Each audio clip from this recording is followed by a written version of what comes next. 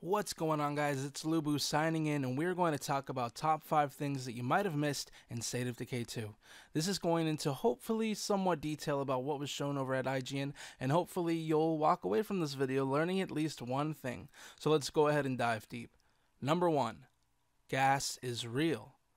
In the previous State of Decay game, gas was only used to craft certain items in the workshop, like Molotovs and other explosives, and as well, put traps around outposts.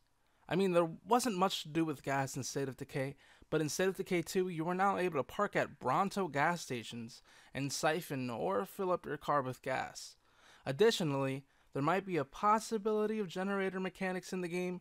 Don't quote me on that though. Number 2. Re-Animate. If you didn't get to see the 25-minute footage IGN posted, or maybe even you missed it, there was a scene where a player actually turned into a blood plague zombie.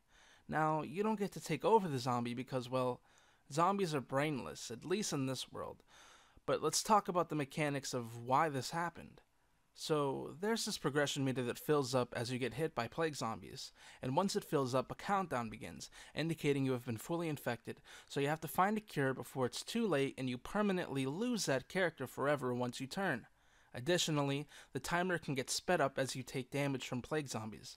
So if you're on a mission knowing that involves blood plague zombies, don't take an infected character.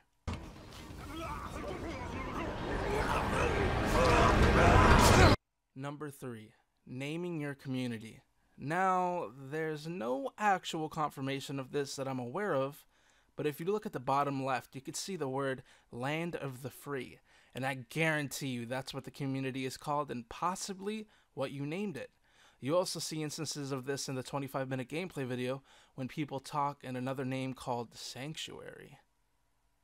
We have also seen this in another zombie game called Fortnite, where you can name your home base.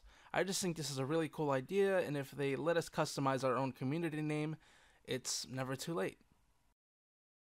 Number 4. The whole package. Now, if you didn't know, the original State of Decay had DLC, so let's talk about them individually. Lifeline was a DLC that involved soldiers out on a mission to, well, blow stuff up, and every now and then you would have to meet back up at your home base and defend it from hordes of zombies. It was very fun and it brought a whole new dimension to the game. If you can see on the top right, the current objective is to prepare for the zombie attack on your home. This is just teasing that they are taking what worked from both DLCs and implementing it into the full game. Talk about the whole package. So let's talk about some speculation. And speaking of the DLCs, what about the more successful Breakdown DLC? They have already confirmed that they are taking what worked from Breakdown and implementing it into the State of Decay 2, so what does that mean? Well, to be honest, I don't know, but if I take a guess, maybe it's going to involve the difficulty curve of the game and how you actually progress into other maps, because there is an RV that you would repair in the first one, and the game would reset. You would lose your home and you would start over with the gear you had, and the game would get more difficult. Maybe they're going to make the system feel more realistic and dynamic, like take your characters with you in the RV and actually maybe it's a bus now and they'll just take you to different maps and stuff like that. Then again, I don't really know. It's just something really cool to think about and something that could actually make the game have a lot more content and longevity. Number 5. Procedural Generation.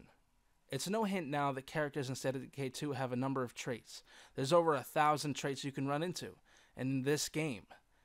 For example, you can run into a character that has asthma, and the guy just doesn't have nearly as much stamina as the other survivors. But maybe you need to keep him because he's the only doctor you have. He's like the Eugene of The Walking Dead. He can get people killed, but he knows how to make bullets, so he's useful, I guess. Anyways, each character you come across is randomized, and additionally, your character you start off with is as well procedurally generated. So there you have it. I tried to go into detail about things so you at least learned one thing, and if you didn't learn one thing, well, my name is Brandon, so there you go. Learn something new. So until next time, guys, it's ItzLuBu, signing out.